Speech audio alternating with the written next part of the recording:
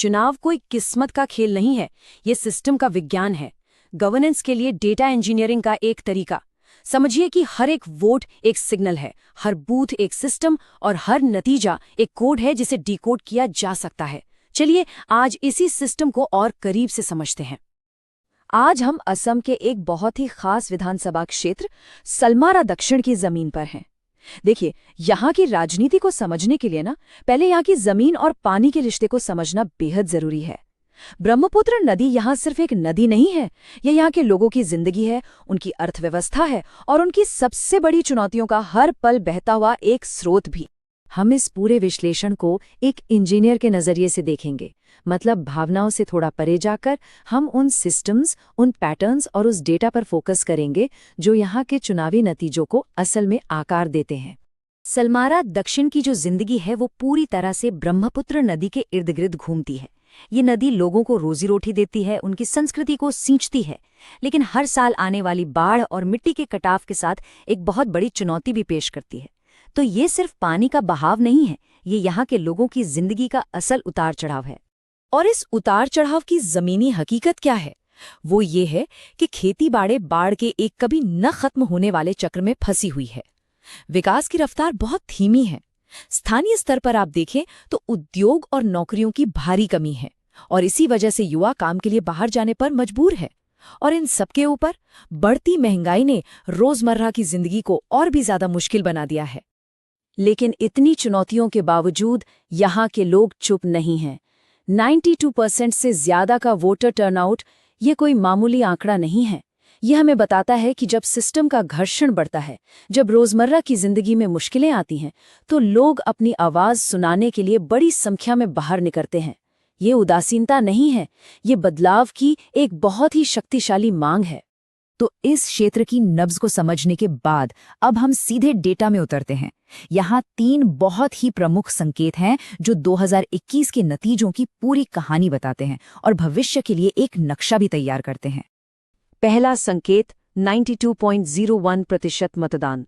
सोचिए, जब इतने सारे लोग वोट करने निकलते हैं तो जीत सिर्फ समर्थन से नहीं मिलती बल्कि कुशलता से मिलती है। इसका सीधा मतलब है अपने बेस को पूरी तरह से मोबिलाइज करना और अपने विरोधी को ऐसा करने से रोकना। यहाँ हर एक वोट कीमती है। दूसरा संकेत 83.98% का विजयी वोट शेयर। ये सिर्फ एक जीत नहीं है, ये एक प्रमुख वोटिंग ब्लॉक का लगभग पूरा का पूरा कंसोलिडेशन है। इसका मतलब है कि एक बहुत बड़े वर्ग ने एकजुट होकर एक तरफा अपनी पसंद जाहिर की। और तीसरा संकेत 1,37,000 से भी ज्यादा वोटों का जीत का अंतर। ये एक बहुत बहुत बड़ा मार्जिन है। ये दिखाता है कि 2021 के मुकाबले में विपक्ष सिर्फ हारा नहीं बल्कि चुनावी रूप से लगभग अप्रासंगिक हो गया था। अब जरा 2021 और 2016 के आंकड़ों को एक साथ रखकर देखते हैं। मतदान आप देखिए लगभग एक जैसा रहा, यहाँ की आबादी भी नहीं बदली। तो फिर बदला क्या? बदला मुकाबले का ढांचा। 2016 में जहां वोट बटे हुए थे, वहीं 2021 में वोट एक ही पार्टी के पीछे एकजुट हो गए। और यही वो एक पॉइंट है जो पूरी कहानी को बदल देता है। अच्छा, अब जब हमने नतीजों को देख लिया है तो चलिए उन बुनियादी सिस्टम और कारणों को समझते हैं जो इन नतीजों को जन्म देते हैं। ये किसी एक व्यक्ति के बारे में नहीं है, बल्कि ये पूरे सिस्टम के काम करने के तरीके के बारे में है। सलमारा दक्षिण की राजनीतिक गतिशीलता की जो नींव है वो इसकी डेमोग्राफी है। यहाँ लगभग 95% आबादी अल्पसंख्यक समुदाय से है और ऐतिहासिक रूप से यहाँ वोटर्स का जो जुड़ाव है वो सामुदायिक आधार पर होता आया है। ये एक जमीनी हकीकत है और इसे समझे बिना यहाँ की राजनीति को समझना मुमकिन नहीं है। और यहीं पर एक बहुत बड़ी जिम्मेदारी आती है। हमारा संविधान हर नेता को ये कर्तव्य सौंपता है कि वो सिर्फ चुनावी गणित पर नहीं बल्कि हर नागरिक की गरिमा और उनके वास्तविक मुद्दों पर ध्यान केंद्रित करें। शासन का असली मकसद लोगों की जिंदगी को बेहतर बनाना है, न कि सिर्फ वोटों का मैनेजमेंट करना। अगर हम मौजूदा स्थिति का विश्लेषण करें तो कुछ ताकतें और कुछ कमजोरियां बिल्कुल साफ नजर आती हैं। ताकत है एक मजबूत अल्पसंख्यक आधार और 6 बार के विधायक की विश्वसनीयता, लेकिन इसके साथ ही एक उम्रदराज नेतृत्व की छवि है, युवाओं से जुड़ाव की कुछ कमी है और संगठन के अंदर गुटबाजी जैसी कमजोरियां भी हैं जिन पर ध्यान देना बहुत जरूरी है। देखिए, किसी भी भविष्य की रणनीति बनाने के लिए अतीत को समझना बहुत जरूरी होता है। तो आइए पिछले चुनावों के इतिहास पर एक नजर डालते हैं और देखते हैं कि मतदाता समय के साथ क्या संकेत देते रहे हैं। ये डेटा एक बहुत ही साफ पैटर्न दिखाता है। ध्यान से देखिए, 1991, 2006 और 2011 को जब भी विपक्षी वोट एक मजबूत प्रतिद्वंद्वी के पीछे एकजुट हुआ, कांग्रेस को संघर्ष करना पड़ा या फिर हार का सामना करना पड़ा। लेकिन 1996, 2016 और खास तौर पर 2021 में जब विपक्षी वोट बिखर गया, तब कांग्रेस ने शानदार जीत हासिल की। एक बात ध्यान दें कि 2001 का डेटा हमारे स्रोत में उपलब्ध नहीं है, तो ये पिछले 30 सालों का सार है। वोटर की एक अपनी फोरेंसिक मेमोरी होती है। उन्हें याद रहता है कि कब वोटों के बंटवारे से उनका नुकसान हुआ और कब एकजुटता से उन्हें फायदा मिला। और यहाँ का जो हाई टर्नआउट है वो इन बदलावों के असर को और भी बढ़ा देता है।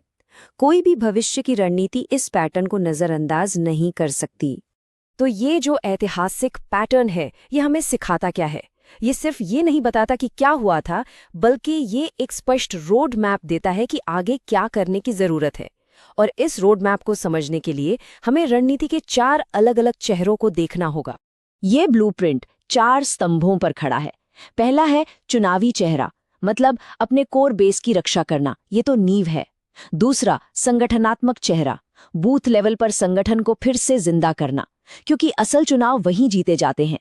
तीसरा, कथात्मक चेहरा, एक ऐसी कहानी बनाना जो लोगों की असल जरूरतों से जुड़े। और चौथा, संसाधन चेहरा, हर रिसोर्स का सही समय पर सही जगह इस्तेमाल करना। लेकिन कोई भी रणनीति तब तक अधूरी है जब तक वो लोगों की सबसे बड़ी समस्याओं से सीधे न जुड़े। यहाँ के लोगों की सबसे गंभीर शिकायतें बुनियादी सुविधाओं से जुड़ी हुई हैं। खराब सड़कें, पुल, बिजली, पानी, बाढ़ से सुरक्षा, नौकरियां और अच्छी स्वास्थ्य सेवाएं। ये सिर्फ चुनावी मुद्दे नहीं हैं, ये लोगों की रोजमर्रा की जिंदगी की हकीकत हैं। तो असली सवाल ये है, और शायद सबसे जरूरी सवाल भी, इन शिकायतों और शासन के बीच की जो खाई है उसे कैसे भरा जाए? इसका जवाब सिर्फ वादों में नहीं, बल्कि ठोस जमीनी कामों में है।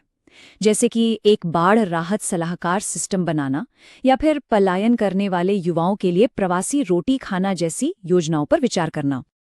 और जब हम लोगों की समस्याओं को हल करने के लिए डेटा का इस्तेमाल करते हैं, तो एक नैतिक जिम्मेदारी भी आती है।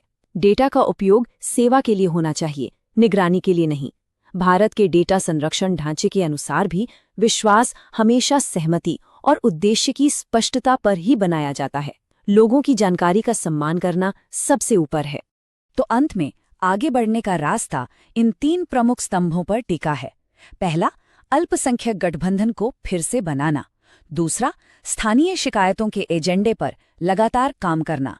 और तीसरा, जमीनी स्तर पर संगठन को मजबूत करना। मौजूदा नेता के पास अनुभव जैसी संपत्ति जरूर है, लेकिन संगठनात्मक क्षय जैसी कमजोरियों को तुरंत दूर करना होगा। राजनीति से परे असली जीत वो है जब सलमारा दक्षिण में स्थानीय नौकरियां हों, लोगों को बाढ़ से पूरी सुरक्षा मिले और उनके बच्चों को अच्छी शिक्षा और स्वास्थ्य सेवाएं आसानी से उपलब्ध हों। यही वो लक्ष्य है जो डेटा को एक उद्देश्य देता है। यदि आप एक जन केंद्रित नेता बनना चाहते हैं और अपने निर्वाचन क्षेत्र का उत्थान करना चाहते हैं, तो blueprintstrategies.ai पर mgr@blueprintstrategies.ai पर संपर्क करें या 08042041602 पर कॉल करें। राजनीति से परे उद्देश्य।